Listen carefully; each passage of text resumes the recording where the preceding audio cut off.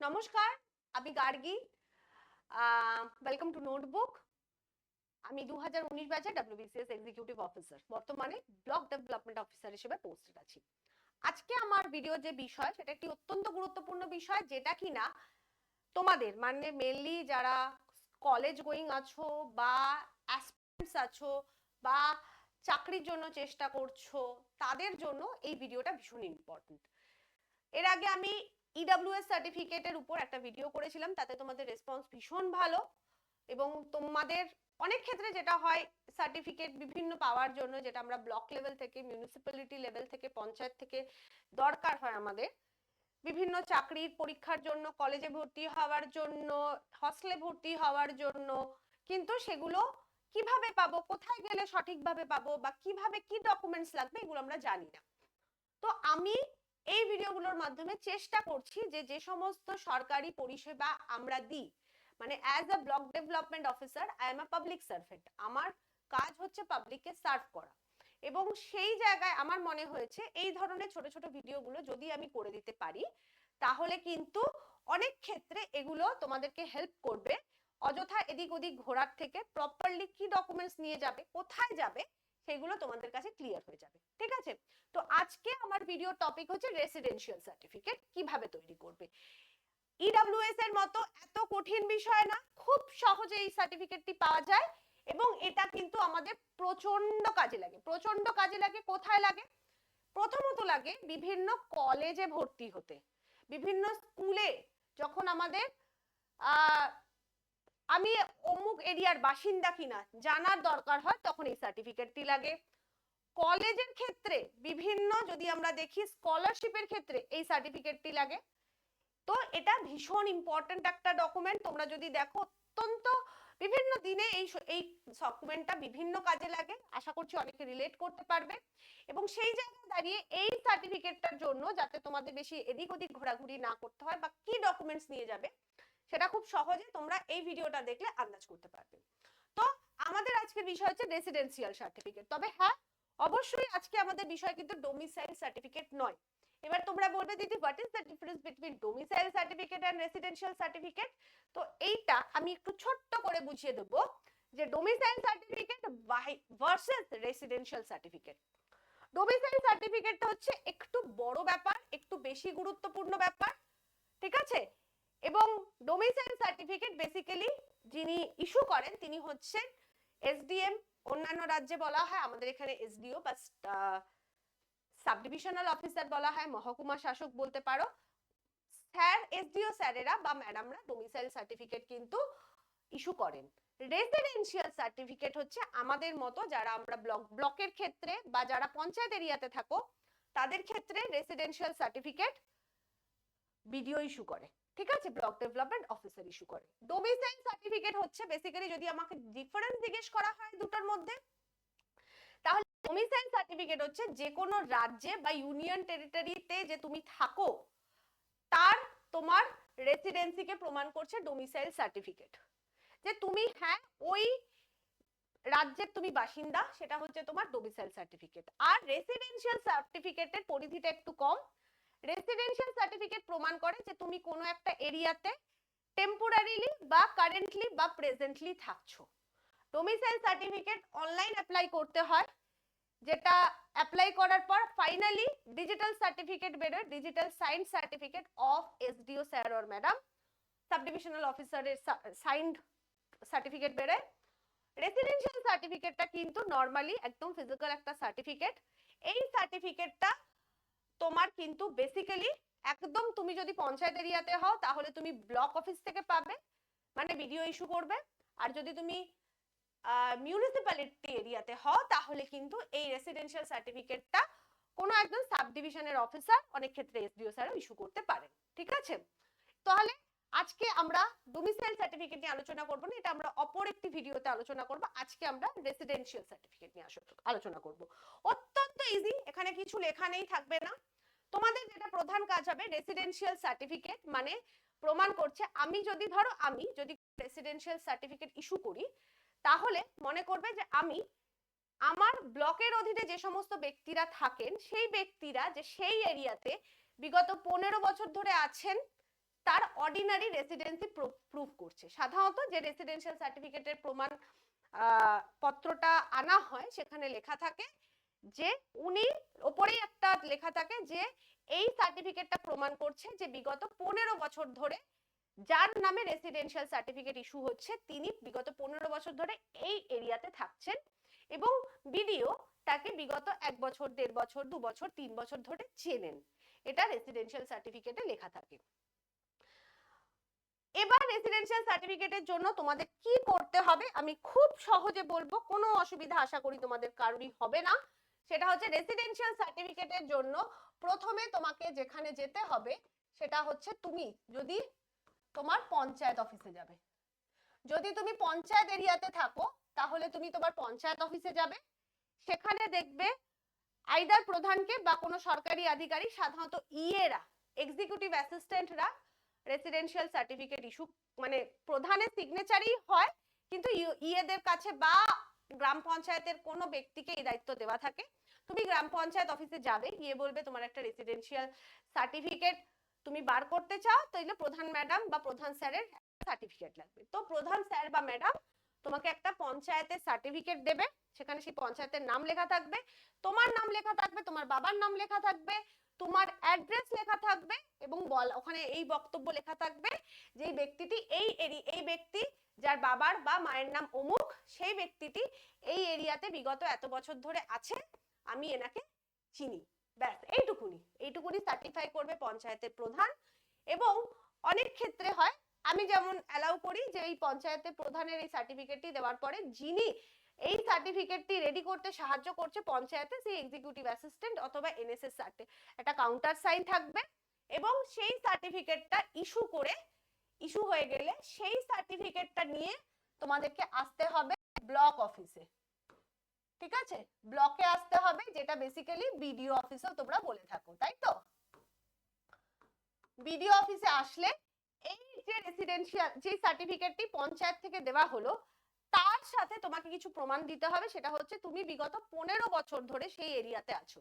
তাহলে তার প্রমাণ কি কি হতে পারে? অবশ্যই যদি তুমি সাধারণত এই সার্টিফিকেটটা নিতে সাধারণত স্কুল কলেজ যে ছেলেমেয়েরা, বা ধরো কলেজ পাস করেছে 2-3 বছর হয়েছে, চাকরির জন্য চেষ্টা করছে, সেরকম ছেলেমেয়েরাই আসে।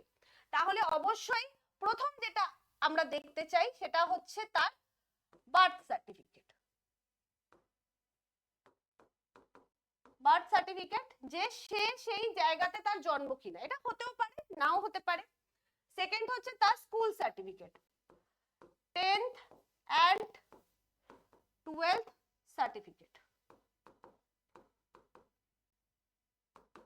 ঠিক আছে, এটা গেল 3 নম্বর। স্বাভাবিকভাবে যদি ধরে নিই যে সেই বাচ্চাটি 18 বছর হয়েছে বা হয়নি, 19 বছর হয়েছে, 20 বছর হয়েছে, তার ভোটার আইডি কার্ড হয়নি এখনো, তাহলে voter ID card of parents.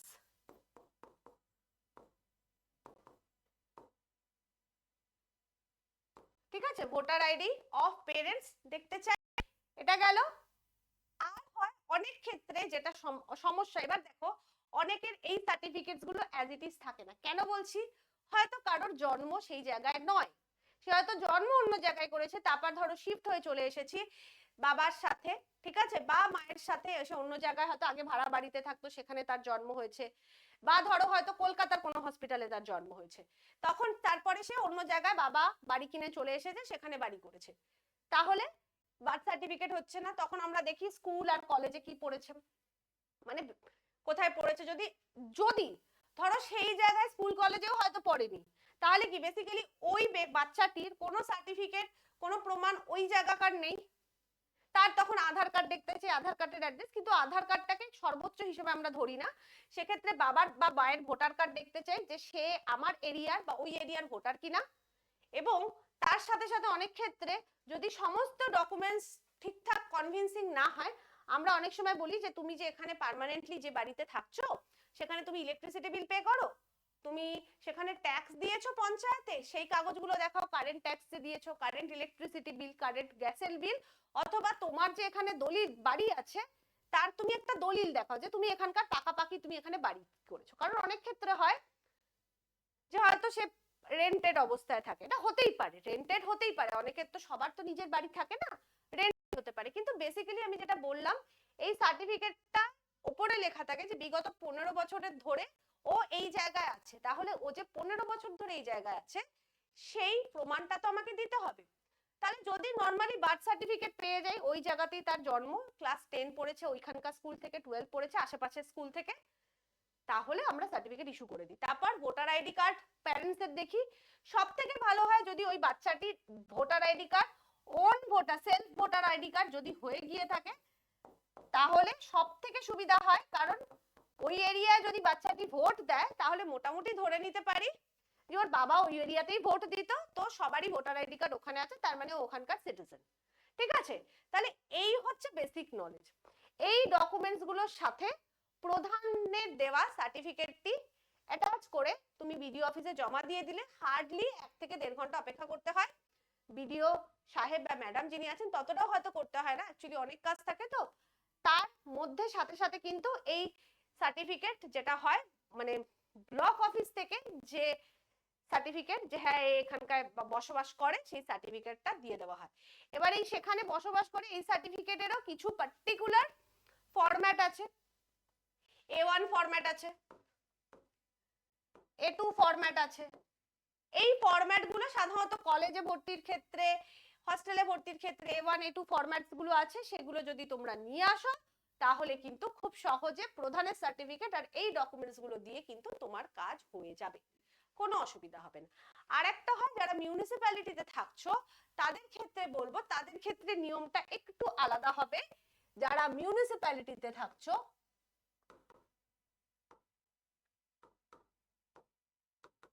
তাদের ক্ষেত্রে তোমার মিউনিসিপ্যালিটি যিনি ইও আছেন, ইও মানে হচ্ছে এক্সিকিউটিভ অফিসার, ইনি একজন সরকারি কর্মচারী হন। এই এক্সিকিউটিভ অফিসারের একটা সার্টিফিকেট আনতে মানে পঞ্চায়েতের ক্ষেত্রে বেসিক্যালি তুমি যেটা প্রধানের আনছো, মিউনিসিপ্যালিটির ক্ষেত্রে এক্সিকিউটিভ অফিসার তোমায় একটা সার্টিফাই করে দেবে যে হ্যাঁ তুমি ওই মিউনিসিপ্যালিটির বাসিন্দা। সেই সার্টিফিকেটটা নিয়ে তুমি এসডি অফিসে যাবে, এসডি অফিসে গেলে সেই এসডি অফিসে এই এক্সিকিউটিভ অফিসারের সার্টিফিকেট এবং সাপোর্টিং ডকুমেন্টস মানে আমি এক্ষুনি বললাম যে ঠিক পঞ্চায়েতের ক্ষেত্রে ধরে নাও এটা প্রধান সার্টিফিকেট দিচ্ছে আর SD office BDO certificate issue করছে, তাহলে প্রধানের সার্টিফিকেট প্লাস আদার যে ডকুমেন্টস গুলো সেই আদার ডকুমেন্টটা কিন্তু এখানেও লাগবে। তাহলে এক্সিকিউটিভ অফিসার প্লাস এই আদার ডকুমেন্টস গুলো দিয়ে এসডি অফিসে জমা দিলে মিউনিসিপ্যালিটিতে যারা থাকো এসডি অফিস থেকে তোমরা তোমাদের রেসিডেন্সিয়াল সার্টিফিকেট পেয়ে যাবে। ঠিক আছে, তো this is all about residential certificate. যদি তোমাদের ডোমিসাইল সার্টিফিকেটের দরকার হয় তাহলে তার প্রসেসটা একটু অন্য। ডোমিসাইল সার্টিফিকেটের জন্য আমাদের অনলাইন অ্যাপ্লাই করতে হয় সমস্ত ডকুমেন্টস দিয়ে, সেটা ব্লকে আসে, ব্লক এন্ড থেকে অ্যাপ্রুভ করা হলে সেটা সাবডিভিশনে অনলাইনই যাবে, তারপরে সাবডিভিশন থেকে ওটা ফাইনালি ইস্যু হয় এবং সেটা কিন্তু ডিজিটালাইজ সার্টিফিকেট। ঠিক আছে, সেটা প্রমাণ করে যে তুমি ওই রাজ্যের বাসিন্দা, ডোমিসাইল তোমার আছে। Okay, so this is all about residential certificate. আশা করছি তোমাদের এই ভিডিওটা দেখলে হেল্প হবে। নেক্সট ভিডিও আমরা ডোমিসাইল সার্টিফিকেট নিয়ে অথবা ইনকাম সার্টিফিকেট দিয়ে করব। ঠিক আছে, এছাড়াও আমি OBC certificate, SC certificate, ST certificate কিভাবে তোমরা পাবে সমস্ত ভিডিও ছোট ছোট করে ধীরে ধীরে বলে দেবো। আরো যদি কোনো মনে হয় যে না আর কিছু সাপোর্টিং ডকুমেন্টস টপিকে হেল্প লাগবে, যেমন কন্যাশ্রীর অ্যাপ্লিকেশন কিভাবে তোমরা, রূপশ্রীর অ্যাপ্লিকেশন করবে, এছাড়া বিভিন্ন যে পেনশনস গুলো আছে সেগুলো কিভাবে করবে, যদি মনে হয় আমাকে জানিও, আমি ছোট ছোট করে ভিডিও করে বলে দেবো। ওকে, তো থ্যাংক ইউ টু এভরিওয়ান। এবং আমাদের নোটবুকের সম্পূর্ণ ব্যাচ WBCS 2024 পুরো ইন্টিগ্রেটেড পড়ানো হবে, প্রিলি আর মেন। ব্যাচ ফি হচ্ছে শুধুমাত্র 365 টাকা 1 বছরের জন্য, এটা 1 মাসের ফি নয়, 1 বছরে 365 টাকায় তুমি 1 বছর কোর্সটা ভ্যালিড থাকবে। লাইভ ক্লাস হবে, লাইভ ক্লাস করতে না পারলে লাইভ ক্লাসগুলো পরে রেকর্ডেড পাবে, পিডিএফ পাবে, মক টেস্ট পাবে, সব পাবে। যদি এই ব্যাচে জয়েন করতে চাও ভিডিওর ডেসক্রিপশনে লিংক দেওয়া আছে কোর্সে, সেটা থেকে জয়েন করতে পারো। থ্যাংক ইউ টু এভরিওয়ান এবং অবশ্যই জানিও যে ভিডিওটা কেমন লাগলো। এটা একটা ছোট্ট জিনিস বলে দিই, আমাদের ইউটিউবে ক্লাসেস হচ্ছে। কিসের ক্লাস হচ্ছে ইউটিউবে? এইটা যে দেখো YouTube class schedule for descriptive মানে মিসলেনিয়াস প্লাস ক্লার্কশিপ, এই দুটো পরীক্ষার যে মেন এক্সাম, তার যে মেন এক্সাম আমরা জানি ডেসক্রিপটিভ প্যাটার্নে হয়, তো সেই মেন এক্সামের ক্লাসেস ইউটিউবে হচ্ছে সম্পূর্ণ free, it is completely free. আর সম্পূর্ণ ব্যাচ যেটা আমাদের, দিস ইজ ফর WBCS 2024 পরীক্ষা, যেটা কবে হবে, 7ই সেপ্টেম্বর, সরি 2025 পরীক্ষা হবে। এর জন্য আমাদের সম্পূর্ণ ব্যাচ, তার শিডিউল হচ্ছে এইটা। ব্যাচ ফি হচ্ছে ₹365 ফর 1 ইয়ার, 1 বছর পড়বে। নোটস পাবে Bangla as well as English notes, mock test পাবে, সমস্ত ক্লাসেস ধরে ধরে একদম জিরো লেভেল থেকে করানো হবে, শুধুমাত্র ₹365। Okay, so thank you to everyone. জানিও ভিডিওটা কেমন লাগে।